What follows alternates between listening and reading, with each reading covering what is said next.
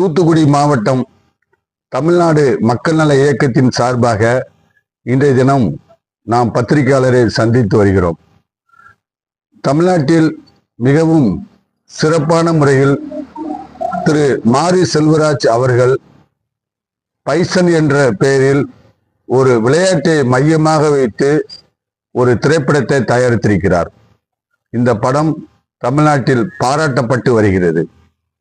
இந்த படத்தினுடைய நோக்கம் மிகவும் கிராமப்புறங்களில் வாழ்ந்த ஒரு இளைஞர் பல்வேறு சூழ்நிலையின் காரணமாக, பல்வேறு இயற்கையின் காரணமாக அவர் பிறந்த ஒரு ஒடுக்கப்பட்ட எளிய சமூகத்திலிருந்து அவர் பலரால் பாராட்டப்பட்டு, அதாவது தென் மாவட்டத்தை குறிப்பிட்டு நாம் சொல்ல வேண்டுமென்றால், தென் மாவட்டத்தில் அனைத்து சமூக மக்களும் ஒற்றுமையோடும் சீரோடும் சிறப்போடும் வாழ்ந்து வருகிறார்கள். ஆனால் இந்த படத்தினுடைய மைய கருத்து, அவர் ஒடுக்கப்பட்ட சமூகத்திலே பிறந்தாலும் அவருடைய வளர்ச்சிக்காக இந்த பகுதியில் உள்ள ஏனைய சமூகம் ஜாதி மத வேறுபாடுகளுக்கு அப்பாற்பட்டு மிகவும் சிறப்பான முறையில் அவருடைய வாழ்க்கையில் முன்னேற்றத்திற்காக பலர் உதவி செய்திருக்கிறார்கள். அந்த கருத்தை மட்டுமே டைரக்டர் மாரி செல்வராஜ் அவர்கள் முன்னிலைப்படுத்தியிருக்கிறார்கள். அதை மையமாக வைத்து இந்த படத்தை தயாரித்திருக்கிறார்கள்.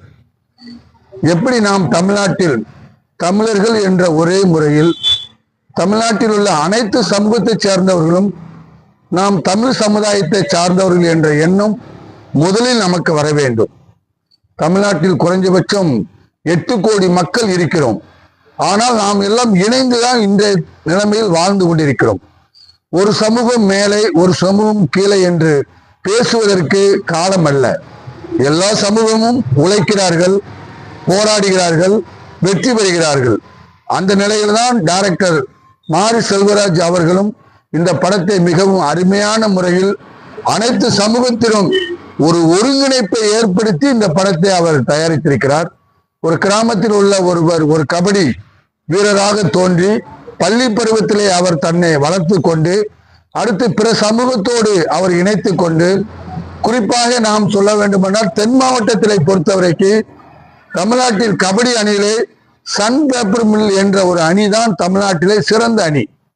அது ஜாதி மதத்திற்கு அப்பாற்பட்டு அந்த சன் பேப்பரினுடைய உரிமையாளர் மதிப்பிற்குரிய ஐயா சிவந்தி ஆதித்தனார் அவர்கள் தமிழ்நாட்டிலே ஒரு புரட்சியை ஏற்படுத்துவதற்காக அவர்கள் இந்த கபடியை மையமாக வைத்து அவர்கள் இந்தியாவினுடைய ஒலிம்பிக் சங்க தலைவராக இருக்கும்போது பல இளைஞர்களுடைய வாழ்க்கையிலே முன்னேற்றத்திற்காக அவர்கள் பல பணிகள் செய்திருக்கிறார்கள்.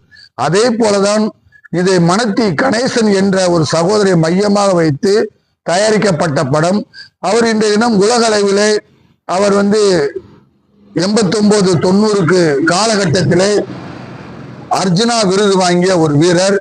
அவரை மையமாக வைத்து இந்த படம் தயாரிக்கப்பட்டது. மிகவும் அருமையாக இருக்கிறது. இந்த படத்தை பற்றி நாம் யாருமே ஜாதி மதத்திற்கு அப்பாற்பட்டு கருத்து சொல்லக்கூடாது. குறிப்பாக இது எந்த ஜாதிக்கும் உயர்த்துவதாகவோ அல்லது தாழ்த்துவதாகவோ இந்த படத்தினுடைய கருத்து அல்ல.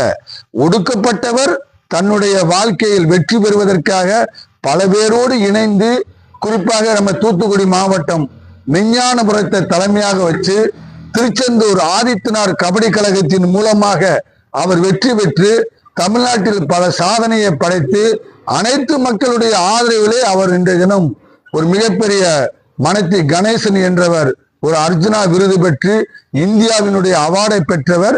அதை வச்சு இந்த படம் தயாரிக்கப்பட்டுள்ளது. அவருக்கு முன்பு இந்தியாவினுடைய கபடி கேப்டனாக இருந்த மதிப்பிற்குரிய அண்ணன் ராஜரத்தினம் அவர்கள் தமிழ்நாட்டினுடைய தங்கை, அவர்தான் தமிழ்நாட்டினுடைய மிகப்பெரிய ஒரு வீரர் ராஜரத்னம்.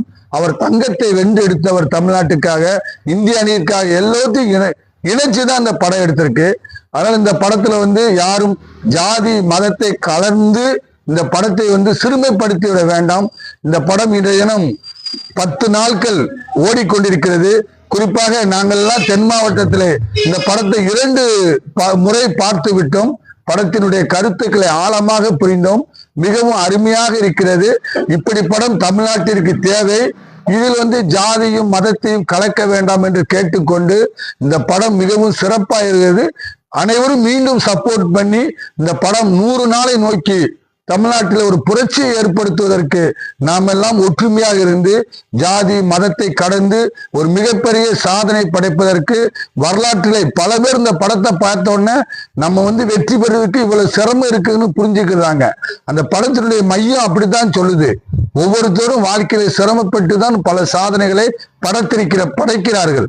அதுதான் இந்த படத்தினுடைய நோக்கம். அதாவது இந்த படம் மீண்டும் 100 நாள் வெற்றி பெறுவதற்கு நாங்கள் தமிழ்நாட்டினுடைய மிகவும் விளாத்திகுளம் பகுதியான வறட்சியான இந்த விளாத்திகுளம் பகுதியிலே இந்த பகுதி மக்களுடைய வாழ்வாதாரம் வானம் பார்த்த பூமி. ஆனால் இங்கெல்லாம் கபடி மட்டுமே மையமாக இருக்கிறது.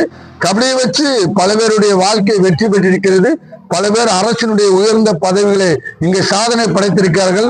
இன்றைய தினம் நமது சென்னையினுடைய கண்ணகிநகர் அணியிலே விளையாடிய திரு கார்த்தியா அவர்கள் ஒரு மிகப்பெரிய சாதனை படைத்து இந்திய அணிக்காக விளையாடி அவர்கள் ஒரு மிகப்பெரிய அளவில் தங்கத்தை பெற்றிருக்கிறார்கள். நமது மாண்புமிகு தமிழக முதல்வர் அவர்களும் அந்த வீரமங்கையை பாராட்டி இந்த 25 லட்சம் அறிவித்திருக்கிறார்கள். அதே தொகையை நாம் ஒரு கோடியாக அந்த தங்க மங்கைக்கு வழங்க வேண்டும் என்று கேட்டுக்கொள்கிறோம். கபடி பல பேருடைய வாழ்க்கையிலே சமூக மாற்றத்தை உண்டு செய்திருக்கிறது. அதை நாம் மனமாற பாராட்டுகிறோம். அனைவரும் ஒருங்கிணைந்து ஒற்றுமையாக இந்த படத்தை 100 நாள் நோக்கி வெள்ளி விழா கொண்டாடுவதற்கு நாம் முயற்சி செய்ய வேண்டும் என்று அனைத்து சமூக ஆர்வலர்களுக்கும் அரசியல் கட்சி தலைவர்களுக்கும் சமூக இயக்கங்களுக்கும் நாம் தூத்துக்குடி மாவட்டம் குளத்தூரில் இருந்து இந்த வேண்டுகோளை வைக்கிறோம். ஜாதி மதத்தை இனத்தை கடந்து இந்த படம் 100 நாள் வெற்றி விழா நடப்பதற்கு நீங்கள் அனைவரும் ஒருங்கிணைந்து ஆதரவு தந்து மாரி செல்வராஜனுடைய வாழ்க்கையில் மிகப்பெரிய மீண்டும் அவர் அடுத்த படத்தை நோக்கி ஒரு சாதனையாளராக சாதனை படைப்பதற்கு நாம் வாழ்த்துவோம் என்று கூறி நன்றியோடு விடைபெறும். நன்றி, வணக்கம்.